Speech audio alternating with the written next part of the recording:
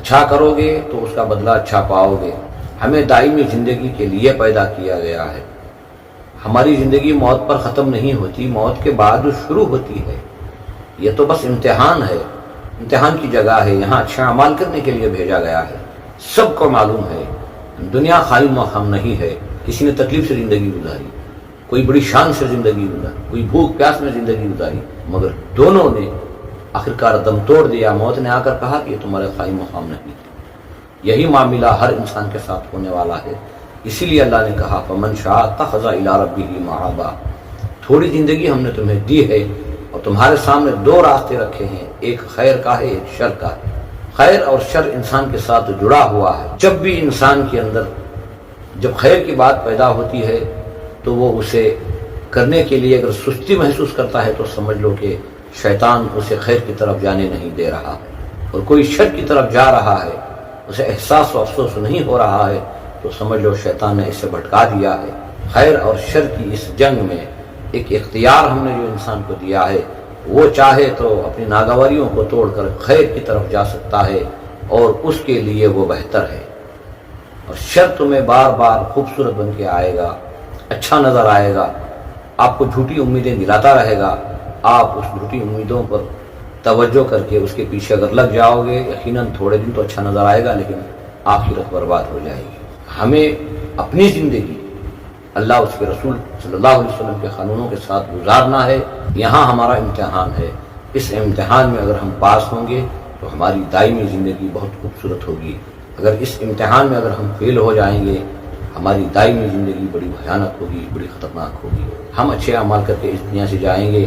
جو بھی ہم اچھے اعمال کریں گے، کسی کے ساتھ ہم نے اچھا سلوک کر لیا ہو، وہ اگر ہمارے پیچھے ہمارے لیے دعائیں کر رہا ہو تو یہ ہمارے لیے بہتر ہے۔ ہم نے کسی کی مدد کی ہے، کبھی کبھار ہم کسی کی مدد بھی کر دیتے ہیں تو وہ یاد رکھتے ہیں اگر ہمارے مرنے کے بعد وہ ہمارے لیے دعائیں کر رہے ہیں تو یہ الگ بات ہے، مگر ہمیں خود اچھے اعمال کرنا ہے۔ اچھے اعمال کے لیے تین چیزیں زیادہ استعمال ہوتی ہیں۔ ایک ہے علم، اچھی باتیں بتاتے رہیں، جو بھی ہم اسے علم سکھا کر جائیں گے، معلومات کروا کر جائیں گے، ہمارے جانے کے بعد یقیناً وہ بھی ہمیں یاد کرے گا۔ دوسری چیز جو ہے وہ ہے مال۔ اگر ہمارے پاس جو مال ہے ہم نے کسی کو صدقہ خیرات کر دیا ہو یا کرتے رہے ہوں، جس دن بھی جب بھی ہمارا انتقال ہوگا تو جن لوگوں کو ہم دیا کرتے تھے وہ لوگ بھی ہمیں یاد کریں گے، ہمارے لیے دعاؤں کو کریں گے۔ یہ بھی الگ بات ہے کیونکہ یہ ہمارا خود کا عمل ہے۔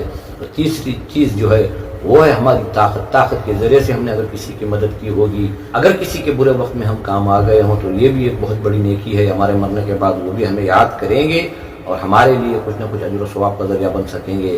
اور ہماری جو اولاد ہے وہ بھی اگر نیک ہے، صالحہ ہے، تو یقیناً ہمارے دنیا سے جانے کے بعد بھی ان کے اچھے اعمال کی وجہ سے ہمیں بھی کچھ انعام ملے گا، یہ یقینی بات ہے۔ مگر ہم نے کچھ نہیں کیا، نہ ہم نے اپنی اولاد کو تعلیم و تربیت کی، نہ مال کا صحیح حق ادا کیا، نہ طاقت کا صحیح حق ادا کیا، کسی اور پر بھروسہ کر کے ہمارے مرنے کے بعد یہ ہمارے لیے دعائیں کریں گے تو یہ صحیح نہیں ہے، یہ ہمارا وہم ہے۔ اچھے اعمال کرنا ہوگا۔ تم اپنی زندگی کے خود ذمہ دار ہو، مختار ہو۔ فمن شاء اتخذ الی ربہ مآبا۔ تمہارے سامنے دو راستے ہم نے رکھے ہیں، تمہیں اختیار کرنا ہوگا، چلنا ہوگا۔ جو راستہ تم اختیار کرو گے اس کا انجام وہیں تک پہنچے گا۔ جو زندگی ہمیں ملی ہے ہمیں سمجھنا ہوگا کہ یہ زندگی دینے والا کیا چاہتا ہے، یہ زندگی اور موت کو کیوں رکھا گیا ہے۔ اللہ تعالیٰ نے کہا کہ ذالک الیوم الحق، ہم عدل و انصاف کا دن قائم کریں گے۔ وہ کس لیے قائم ہوگا؟ ہمیں موت سے پہلے پہچاننا ہوگا، اور پہچان کر رب کی رضا کے لیے جو پیغام اللہ سبحانہ و تعالیٰ نے قرآن پاک کے ذریعے ہمیں دیا ہے ہم اسے پہچانیں گے، جانیں گے اور اس کے مطابق عمل کرنے کی کوشش کریں گے۔ ہمیشہ اللہ سے ایک دعا کرتے رہو کہ اللہ ہمیں جس مقصد کے لیے دنیا میں بھیجا ہے اس مقصد کی سمجھ عطا فرما، اور یا اللہ جو کرنا ہمارے لیے بہتر ہے دنیا اور آخرت کے اعتبار سے وہ کرنے کی بھی ہمیں توفیق عطا فرما۔ جن اچھے اعمالوں سے تو خوش ہوتا ہے مولا وہ عمل کرنے کی توفیق عطا فرما۔ بری صحبت سے، شرک و بدعت و خرافات سے ہماری حفاظت فرما۔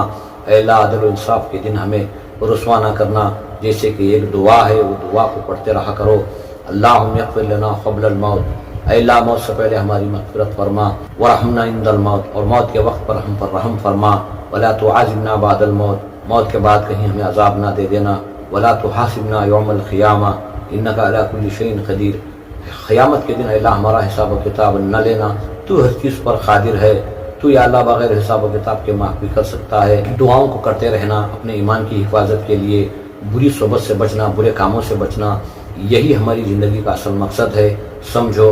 اور جہاں تک تمہیں خیر کی بات پہنچ چکی ہے ان باتوں کو ہمارے دوستوں رشتہ داروں کے ساتھ شیئر بھی کرنا ہوگا، ساتھ بیٹھنے والے اٹھنے والوں کو بھی خیر کی طرف بلانا ہوگا، یہ بھی ایک بہت بڑی ذمہ داری ہے۔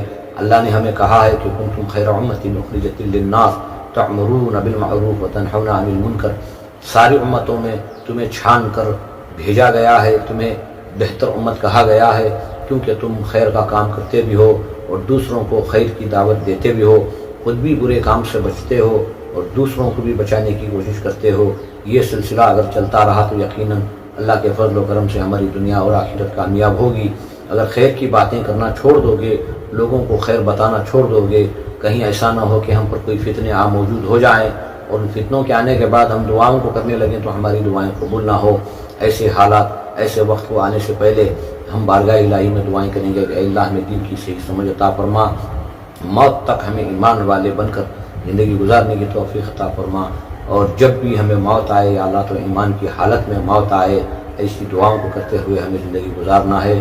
اللہ تعالیٰ ہم تمام کو بھی کہنے سننے سے زیادہ عمل کی توفیق عطا فرمائے۔ وما علینا الا البلاغ۔